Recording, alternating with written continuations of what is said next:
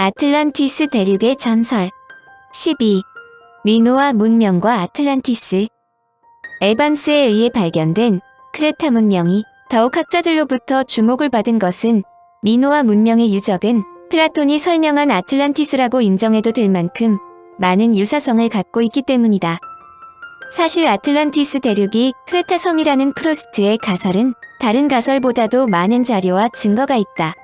고고학자 마리나토스는 기원전 15세기경 크레타에서 160km 북쪽에 위치한 산토리 섬에서 갑자기 거대한 화산이 폭발하면서 미노아 문명의 중심지인 크레타 섬이 황폐화되었다는 증거를 찾아냈다고 발표했다. 마리나토스도 슐레이만처럼 플라톤이 말한 아틀란티스 대륙은 산토리 섬이 틀림없다고 단정하고 그 유적을 찾기 위해 크레타 섬 주위를 고집스럽게 뒤진 결과 1967년 드디어 산토리 섬 남쪽에서 아크로틸이라는 고대 함대 정박소를 찾아내었다. 그 후 1m에 달하는 화산재에 덮인 마을도 발굴하였는데 이 3층 주택, 창문, 방, 계단, 운하, 도로, 궁전 위치 등이 거의 원형 그대로 파묻혀 있었다. 이것이 바로 로마의 폼페이 유적에 버금가는 에게해의 폼페이라고 불리는 것이다. 그러나 화산 폭발에 의하여 가장 큰 타격을 받은 곳은 오히려 크레타 섬이었다. 폭발에 의한 진동이 크레타의 건물들을 파괴하였고 거리는 화재로 뒤덮였다. 엄청난 해일이 북쪽의 여러 연안을 강타했고 지진도 일어났다. 모든 고고학자들이 미노아 문명의 종말에 관한 가장 큰 이유로 산토리 섬의 화산 폭발을 들지는 않더라도 이 화산 폭발이 중요한 몰락의 원인이 되었을 것이라는 것을 부인하지 않는다. 산토리 섬의 화산 폭발은 크라카타오 섬의 경우에 비해서도 4배나 큰 규모였다. 산토리 섬의 폭발로 해일의 높이는 200m가 넘었지만 크라카타오 섬의 화산의 경우 해일의 높이는 35m에 지나지 않는다. 그런데도 크라카타오 섬의 폭발로 약 36,000명이 사망자를 냈다는 점을 생각하면 산토리 섬의 폭발에 의한 여파를 짐작할 수 있다. 이 당시에 산토리 섬의 폭발음을 이집트인이 들었음은 물론이고 크레타에도 커다란 영향을 미쳤을 것이라는 설명이다.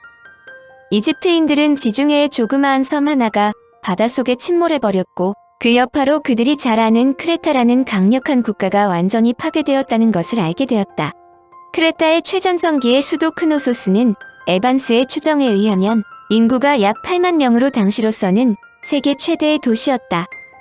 이집트인들은 지중해를 활보하던 크레타인들이 화산 폭발 이후 갑작스럽게 출입이 단절되자 이보다 800년 후에 이집트를 방문한 솔론에게 크레타 섬을 아틀란티스 대륙이라는 이름으로 이야기하였을지도 모른다는 주장이다. 솔론은 크레타와 이집트인들이 부르는 케프티오가 동일한 지명이라는 것을 알지 못하였고 이집트인들이 서쪽이라는 말도 당시 그리스인들이 머나먼 서쪽이라고 뜻하던 지브롤터 해협의 서쪽으로 이해했다는 것이다. 이러한 주장을 뒷받침하듯 그리스의 지진학자인 가라노포우르스는 1960년에 플라톤이 기록한 아틀란티스 대륙에 관한 19가지의 사실은 대부분이 크레타 섬의 미노아 문명과 연관지을 수 있다고 설명했다.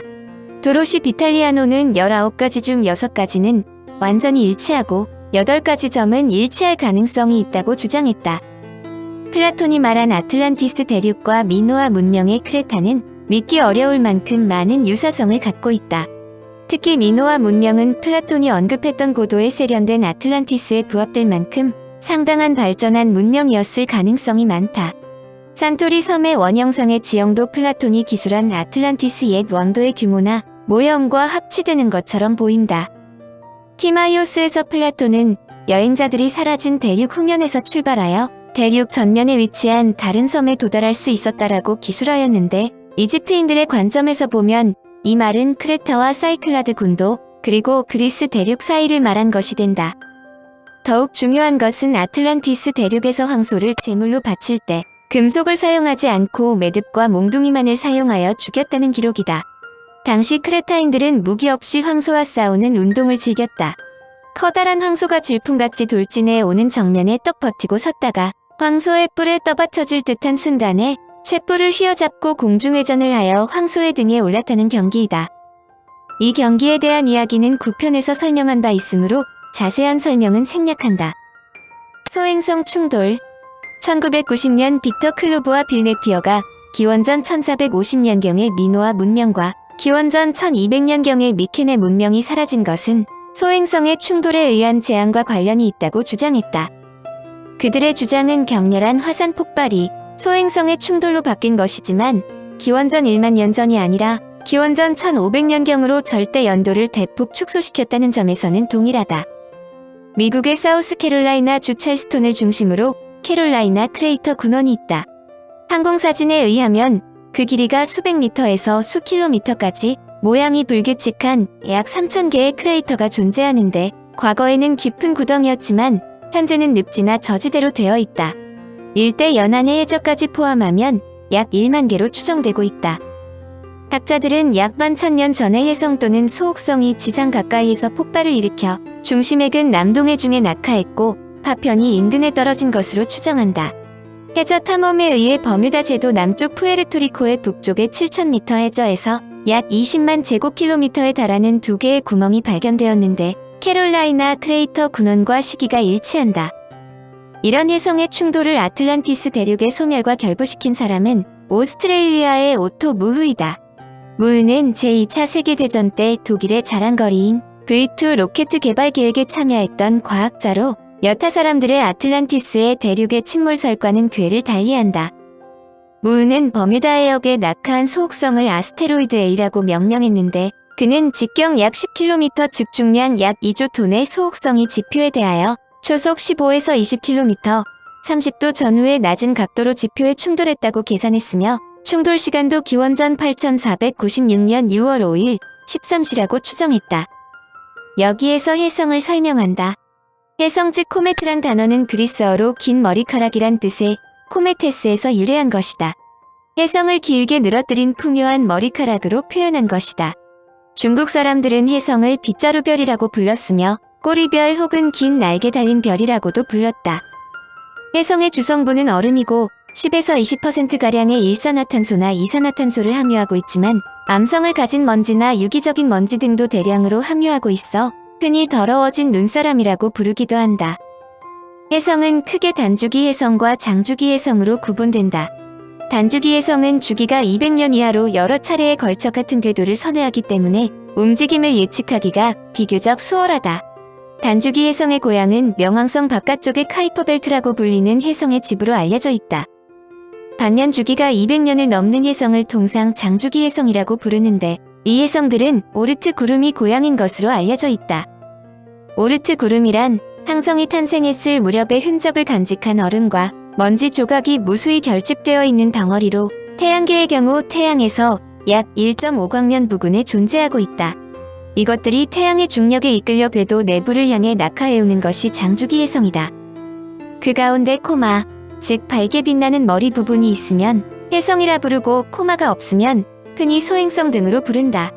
태양계의 오르트 구름에는 적어도 1조 개 이상 혜성의 핵이 있다고 여겨지고 있다. 이들 혜성 각각의 지름이 약 1km라고 하면 오르트 구름의 바깥층에 있는 모든 혜성의 무게는 현재 지구의 무게와 거의 같다. 즉 지구를 1km의 조그만 덩어리로 산산이 흩어지게 한다면 현재 오르트 구름에 있는 혜성의 핵의 수와 같아진다는 뜻이다. 천문학자들의 계산에 따르면 100g 정도의 소행성은 연간 약 19,000개, 1kg 정도의 것이 약 4,100개, 10kg의 것이 약 830개 지구에 떨어지고 있다. 바다를 제외한 대륙 지역에 한정하면 10kg의 소행성은 연간 약 240개가 충돌한다. 예상보다 많은 숫자의 소행성이 지구에 충돌하는데도 그러나 지구에 피해가 거의 없는 까닭은 지름 10m 정도의 소행성은 대부분 대기 중에서 다 타버리기 때문이다. 1908년에 시베리아의 퉁구스카 상공에서 폭발한 소행성은 지름이 100m 정도로 추정된다. 이 정도 크기의 소행성이 지구에 떨어지는 것은 1000년에 한 번 정도다. 폴란드 천문학자 얀가돔스키 박사가 혜성의 규모별 지구의 피해 상황을 계산했다. 그의 계산에 의하면 소행성의 지름 17,000km로 아시아 대륙의 절반 34,000km라면 지구의 절반이 파괴되며 10km의 혜성이 충돌했을 때의 피해는 상상을 초래한다.